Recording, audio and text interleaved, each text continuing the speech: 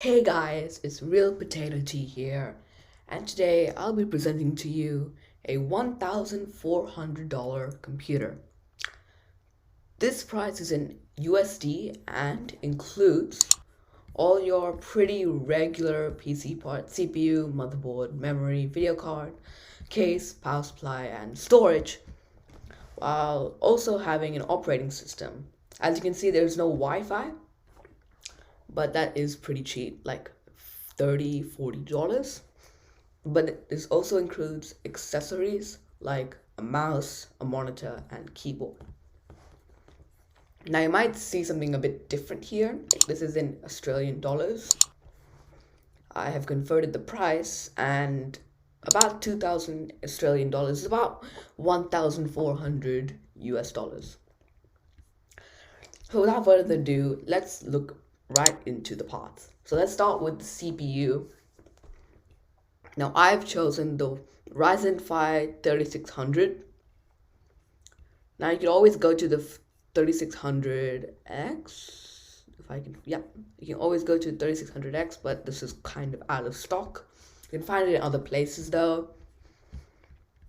You can go to the 2600. It is cheaper, but not by a lot, and I would say sacrifice other things for Ryzen 5 3600.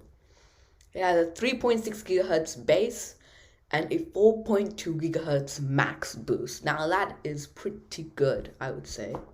It's also third generation and comes with a cooler. And next we can go to the motherboard. Now I have chosen a Gigabyte B450M Micro ADX AMD motherboard. Now I have chosen that because number one, it's a pretty cheap motherboard, but it's not cheap in every way. As you can see, we can just kind of look, it's AMD 2000 ready.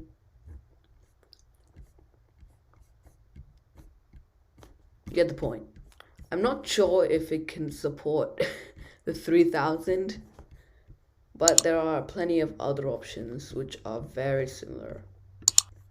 We can quickly go. As you can see, we can have some pretty nice cheap motherboards there. And in US dollars, it's not a huge difference. Like, that's not a huge difference, like 10 US dollars difference. I just so happened to just choose it. I'm not an expert with motherboards, so someone wise would tell, but I would say this is not a bad motherboard for a price. Now let's go to the memory. We have the memory. We have this one. It's quite good. It's RGB. You can see from the picture, and it's DDR4 3200. 16 GB as well, and a 16 CAS latency. This is pretty good for its price. Now you can still get like the same specs without the RGB element, but this is a gaming PC. I forgot to tell you, it's a gaming PC, and it means that we kind of go fancy. We kind of just have to go fancy. It's not just a good, just workstation-y sort of game PC. We're going for a gaming PC, so we have to make it a little bit of shine. Now before we go further to the graphics card, I want to stress the point of a gaming PC. A gaming PC will give more emphasis on video cards and how it looks. It's meant to be more of a fancy sort of thing. You still want performance from it, that's for sure, but compared to a more workstation-y thing, more workstation-y PC, you probably would like a little bit more graphics power compared to CPU power. If this was a workstation PC, I would have a little bit worse graphics card and a little bit more like a Ryzen 7 CPU. Also, this PC is a budget PC, and it is also meant to be upgradable. Now, it's not fully budget, I would say medium-ish, put it mainstream sorta, but I have a good power supply, 650 watt gold, 80 plus gold. That should suffice for a few years of upgrading. This is not the best parts because these are meant to be upgradable. Because of the motherboard, you can just upgrade. I guess I got the point across. Now let's go to the graphics card, one of the most important parts. So I have chosen a 2060 6GB OC edition Ventus by MSI. It has PCI Express 3.0 times 16, and it's a 513 Australian dollar card. It's pretty good. Now, I cannot find a 3060. I would put a 3060 in, so I just put a RDX 2060 in because they're very similar in price. And you can just change them over. It should be alright. Again, you might need to change motherboards, but there are plenty of options that are very close in price. Now let's go for a case. Now the case is very subjective, I feel. There are a few things that you need, but other than that, it's kind of your opinion. That's why I got a pretty budget sort of case. You can have a steel, plastic, or tempered glass version. It's $89 in AUD. It's a pretty cheap case. You could definitely go for something like this. This is something like this, or this. That's kind of like your own choice. It has a blue LED. This one, you can go for RGB. The only thing kind of holding me back from going into like, oh, you can do this, just do it if you want, is the accessories, because I normally don't deal with those. But other than that, you could definitely go for like this. This is pretty good. A case is supposed to be subjective, I feel. As long as you can fit your motherboard and all your parts in, it should be all right. And also it has to have good cable management. But other than that, I feel it's subjective. Now power supply. All your parts are not going to run without this power supply. I have done a 80 plus gold certified 650 watt power supply. I feel 650 watts or even 600 watts is a great price point, great wattage. You can put some really high-end cards like the 3070 or 3080 in fact, and it'll still run perfectly. It's also semi-modular. Fully modular are, as you can see, quite expensive. Then again, it's an 850 watt, but you get the point. It's pretty expensive. And semi-modular is kind of halfway, but not halfway in price. Just a few more bucks more at best, and it's quite good. Semi-modulars. Again, 650 watts. I feel like you could do a lot of upgrading with it. So, yeah. It's also 80 plus gold certified. I was going to go with a bronze one sort of here, but 650 watts. But I feel like bronze is a bit too low, especially if you're going to upgrade it. This PC is meant for upgrading, not for many things else. This is like a good start, then you can upgrade it in the future. Now let's finally get to the storage. Now I've chosen a 500 GB PCI Express 3.0 times 4 for the storage. Now I feel like 500 gigabytes is enough. You could definitely go for a hard drive. I was going to put a hard drive in again because of the accessories. I normally don't deal with those. So, but it's still enough. 500 GB is enough to download games, even do some work on it. Like the laptop I'm running on is a MacBook with 512 GB, and it's gonna last me. If you're really, really losing a lot of storage on games and stuff, you can always put another SSD in. My main concern is the operating system. That's why you'd probably get a hard drive. But other than that, I think 500 GB of SSD is quite enough, especially for a great price of 93 AUD. Now, I was going to put a CPU cooler, but of course, Ryzen processors come with its own, well, CPU cooler. So there's really no point. If you really want to get another CPU cooler, go for it. But you are also going to waste that Ryzen CPU cooler. So make sure you have that in your mind. Finally, we have the operating system. It has a Windows 10 Home 64-bit. Pretty straightforward. You don't need the Pro.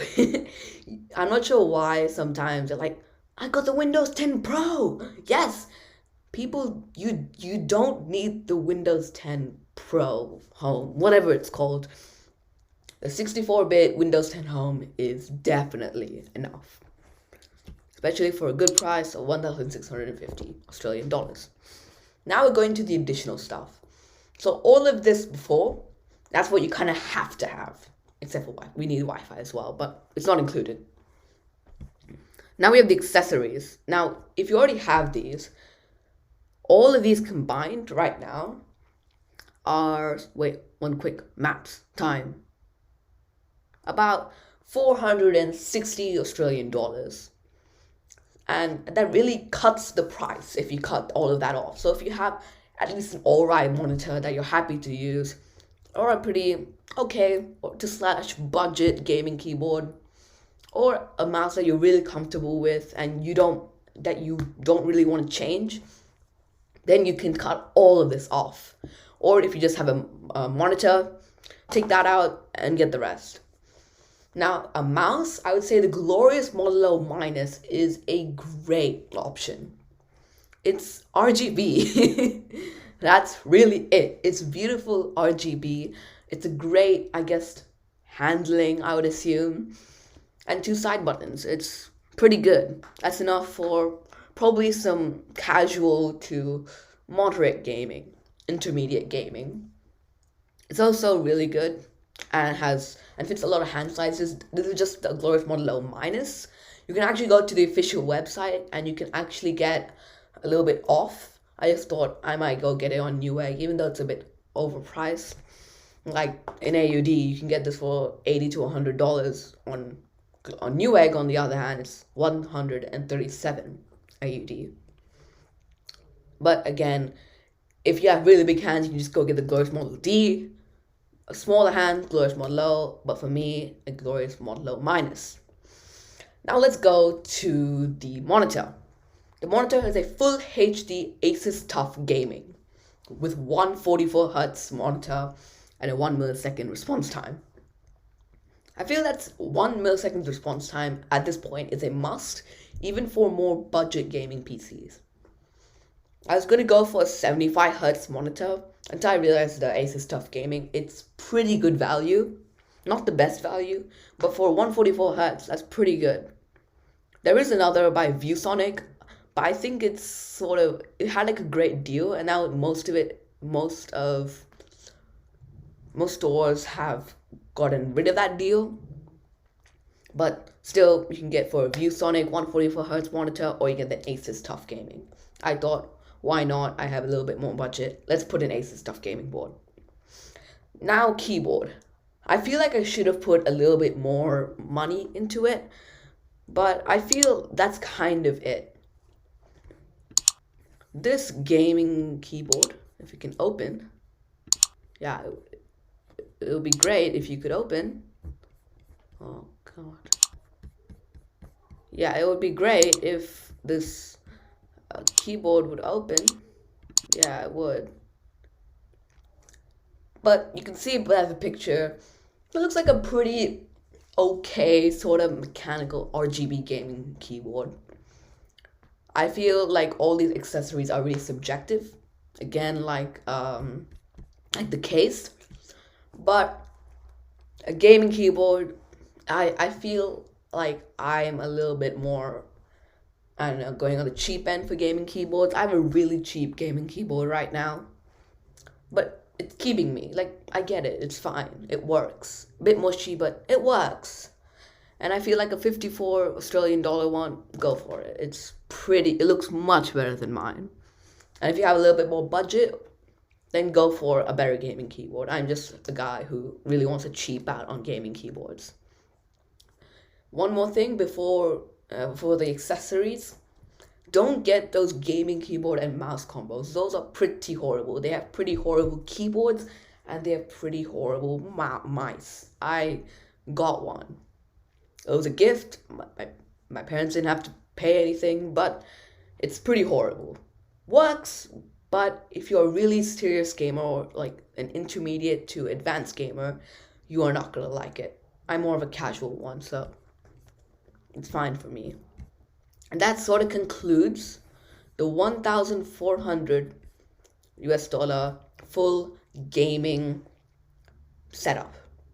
Now, this does not include a headset or Wi-Fi, but together you can get them for about 100 AUD combined. So I guess that's kind of it. Thank you for watching. You can definitely change a lot of things. You can obviously take out most, if not all, the accessories. You can turn this down to a 2600. It's still a good core. If you have a little bit more, I don't know, budget, and you're more of a workstation guy, you don't have to get the 3060 or the 2060. Put it down to like a 1660 Ti or even a Super, and you should be fine. You can turn this into a Ryzen 7 3700. And that's kind of it. Thank you guys for watching. Now subscribe or you're sus.